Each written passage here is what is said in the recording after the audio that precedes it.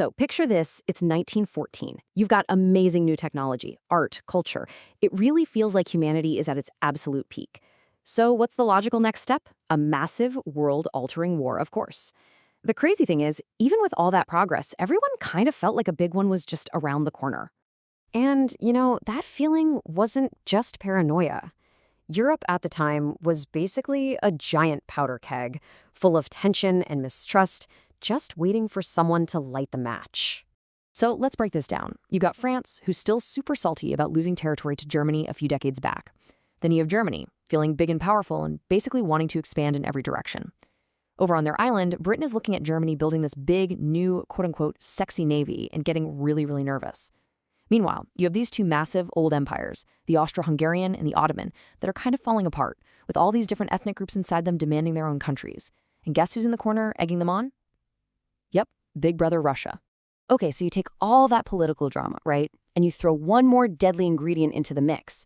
The weapons. We're talking machine guns, massive cannons. They were way more advanced than anything anyone had seen before.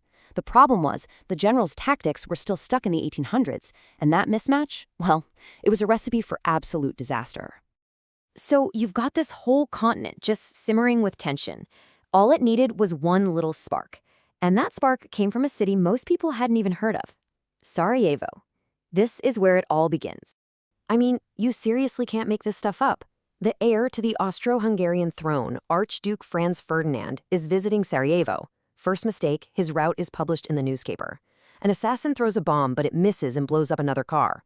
The Archduke is safe. The story should end there, but no. He insists on visiting the injured officers in the hospital. His driver gets lost, takes a wrong turn, and has to stop the car right in front of another one of the assassins who had already given up and was just grabbing a sandwich. Unbelievable. The assassin takes his shot, and the Archduke is killed. So that one shot, that one incredibly unlucky moment, that's what sets everything off. All those secret alliances and promises suddenly get triggered. It's like watching a line of dominoes, really. One tips over and the whole line just starts to fall. Faster and faster. And just look at how quickly this whole thing spirals out of control. Austria-Hungary, with full support from Germany, sends a list of impossible demands to Serbia. When Serbia can't meet them all, Austria-Hungary declares war. Russia, who sees itself as Serbia's protector, starts getting its army ready. Germany sees that and declares war on Russia. And since France is Russia's ally, well, Germany declares war on them too. The whole continent is at war in a matter of days.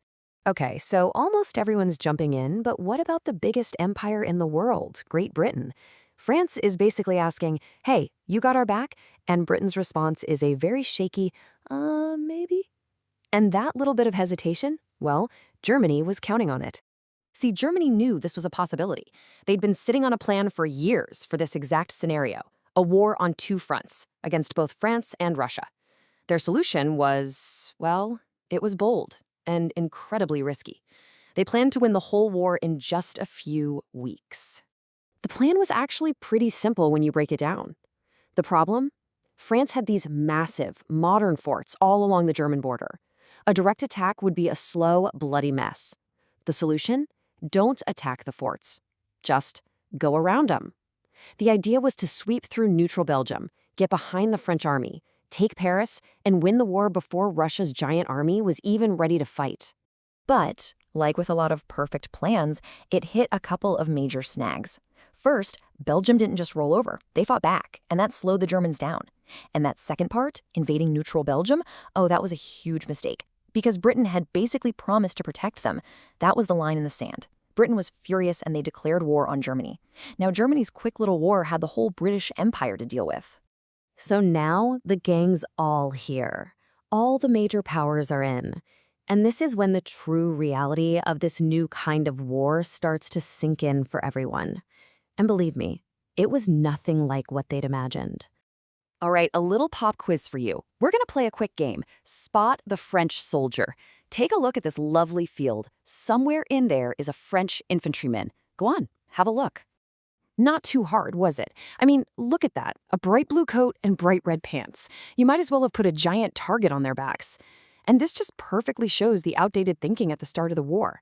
Generals genuinely believed that charging across an open field with bayonets was still a good idea. They thought war was this glorious adventure. They were sending men dressed for a parade into the teeth of machine guns. It was absolute carnage. Still, the German army pushed on, getting scarily close to Paris. It looked like their plan might actually work. But then came the Battle of the Marne. In a last-ditch effort, the French and British threw everything they had at the Germans and managed to stop them. The Lightning War was over. And that's when everything grinds to a halt. The order comes down: stop and dig. And this is the moment the war as we know it is born. Both sides started trying to get around each other, but every time they did, the other side would just dig in to block them. This race to the sea ended up creating this massive scar across the face of Europe, a continuous, unbroken line of muddy trenches stretching from the Swiss border all the way to the North Sea. This was the Western Front. So what did a battle on the Western Front even look like? Well, it was this horrible, predictable cycle. It would start with days of massive artillery bombardment to soften up the enemy. Then the whistles would blow and you'd climb over the top. You'd have to cross no man's land, this muddy hell of barbed wire and craters, while the other side, who are hiding in deep bunkers, set up their machine guns. And all of that for what? Maybe 5% of the time you actually gained a little bit of ground. And living in those trenches, it was a complete and utter nightmare. We're not just talking about the fighting. It was the constant mud. It was living alongside dead bodies, giant rats, water you couldn't drink, the unbelievable stench, and all the diseases that came with it. It's honestly a miracle that people survived in those conditions for months, even years. And that leads us to the big, haunting question at the heart of all this. The war that was supposed to be short and glorious had become a static meat grinder. So you have to ask yourself, when months of brutal combat and thousands of lives only got you a few yards of mud, why? Why did they keep doing it? What kept them fighting in that hell for 4 long years? That's definitely something to think about. Thanks for joining me.